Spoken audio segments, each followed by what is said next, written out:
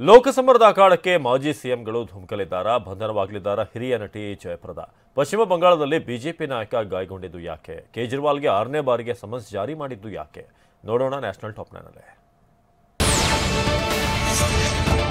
ಲೋಕಸಭಾ ಚುನಾವಣೆ ಸಮೀಪಿಸುತ್ತಿದ್ದಂತೆ ಇಂಡಿಯಾ ಮೈತ್ರಿಕೂಟದಲ್ಲಿ ಮನಸ್ತಾಪ ಮೂಡಿದೆ. ಮೈತ್ರಿ ಪಕ್ಷಗಳ ನಡುವಿನ ಸೀಟು ಹಂಚಿಕೆ ಕಗ್ಗಂಟಾಗಿದೆ. ಏಕಾಂಗಿಯಾಗಿಯೂ ಸಾಧ್ಯವಾದಷ್ಟು ಸೀಟುಗಳನ್ನ ಗೆಲ್ಲಬೇಕೆಂಬುದು ಕಾಂಗ್ರೆಸ್ ತಂತ್ರವಾಗಿದೆ. ಈ ಬಾರಿಯ ಲೋಕಸಭಾ ಚುನಾವಣೆ ಗೆಲ್ಲಲು ಪ್ರಭಾವಿ ಅಭ್ಯರ್ಥಿಗಳನ್ನ ಕಣಕ್ಕಿಳಿಸುವ ಕುರಿತು ಕಾಂಗ್ರೆಸ್ ಚಿಂತನೆ ನಡೆಸಿದೆ. ಈ ಭಾಗವಾಗಿಯೇ ಮಾಜಿ ಸಿಎಂ, ಹಾಲಿ ಶಾಸಕರು, ಮಾಜಿ ಉಪಮುಖ್ಯಮಂತ್ರಿಗಳನ್ನ ಕಣಕ್ಕಿಳಿಸಲಾಗ್ತಿದೆ. ದಕ್ಷಿಣದಲ್ಲಿ ಕರ್ನಾಟಕ ಮತ್ತು ತೆಲಂಗಾಣದಲ್ಲಿ ಕಾಂಗ್ರೆಸ್ ಪಕ್ಷ ಅಧಿಕಾರದಲ್ಲಿದೆ.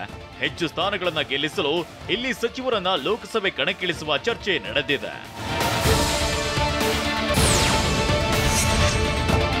ನೀತಿ ಸಂಹಿತೆ ಉಲ್ಲಂಘಿಸಿದ ಆರೋಪದಲ್ಲಿ ವಿಚಾರಣೆಗೆ ಹಾಜರಾಗದಿದ್ದಕ್ಕೆ ಮಾಜಿ ಸಂಸದೆ ನಟಿ ಜಯಪ್ರದಾ ಅವರನ್ನ ಬಂಧಿಸುವ ಸಾಧ್ಯತೆ ಹೆಚ್ಚಿದೆ.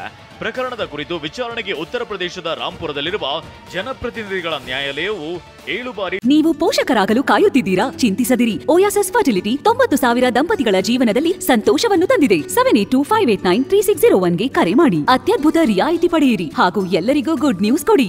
ಸಮನ್ಸ್ ನೀಡಿದ್ರು ಅವರು ಹಾಜರಾಗಿಲ್ಲ. ಹಾಗಾಗಿ ಅವರ ವಿರುದ್ಧ ಜಾಮೀನು ರಹಿತ ವಾರೆಂಟ್ ಜಾರಿಯಾಗಿದೆ. ಅವರನ್ನ ಕೂಡಲೇ ಅರೆಸ್ಟ್ ಮಾಡುವಂತೆ ಅಲ್ಲಿನ ಪೊಲೀಸ್ ವರಿಷ್ಠಾಧಿಕಾರಿಗೆ ನ್ಯಾಯಾಲಯವು ಸೂಚಿಸಿದೆ.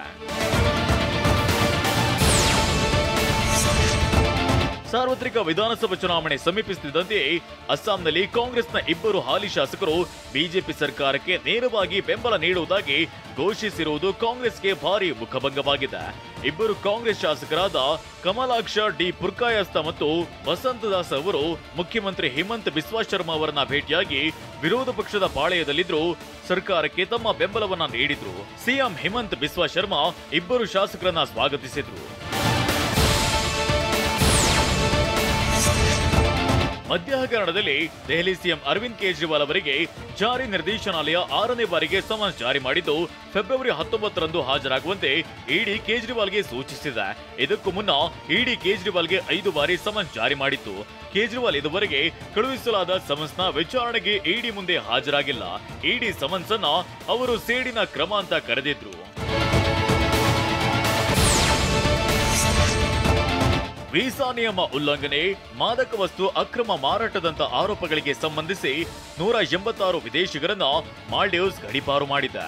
ಅವರಲ್ಲಿ 43 ಮಂದಿ ಭಾರತೀಯರು ಇದ್ದಾರೆ ಅಂತ ಅಲ್ಲಿನ ಮಾಧ್ಯಮವೊಂದು ವರದಿ ಮಾಡಿದೆ. ಗಡೀಪಾರಾದವರಲ್ಲಿ ಹೆಚ್ಚಿನವರು ಬಾಂಗ್ಲಾದೇಶಿಯರು. ನಂತರದ ಸ್ಥಾನದಲ್ಲಿ ಭಾರತ, ಶ್ರೀಲಂಕಾ, ನೇಪಾಳದ ಪ್ರಜೆಗಳಿದ್ದಾರೆ.